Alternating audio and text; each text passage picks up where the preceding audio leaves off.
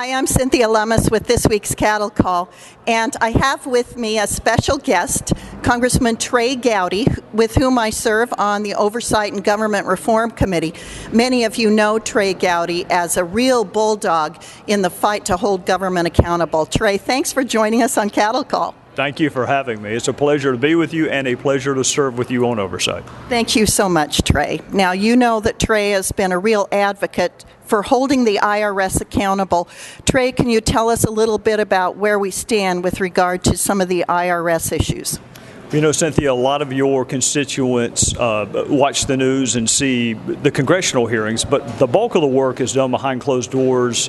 I was a prosecutor in a former life, and if you have a choice between talking to someone for 5 hours or 5 minutes, you're always going to take the 5 hours. We're doing depositions, interviewing people in D.C. and Ohio, trying to piece together who knew what when. You know, Lois Lerner invoked the Fifth Amendment, so we're not going to be able to get the information from her.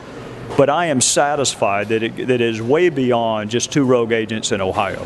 And as you know, the administration has now put forth 6 different defenses to this, what they call phony scandal. And we have debunked all 6 defenses.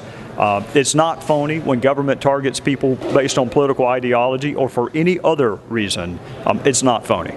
Are those same type of in-depth, behind-the-scenes negotiations and depositions going on with regard to the Benghazi investigations?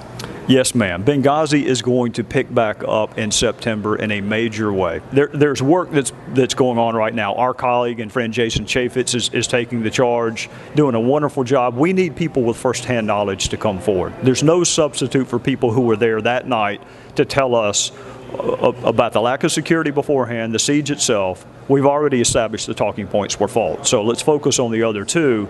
We're going to have hearings starting in September. We just need people with firsthand knowledge, even though they're fearful of retribution and retaliation, to come forward so we can tell your constituents exactly why 4 of our fellow citizens were murdered in Benghazi.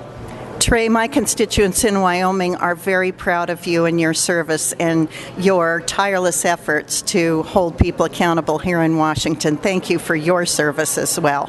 For this week's Cattle Call, I'm Cynthia Lummis in the U.S. Capitol building.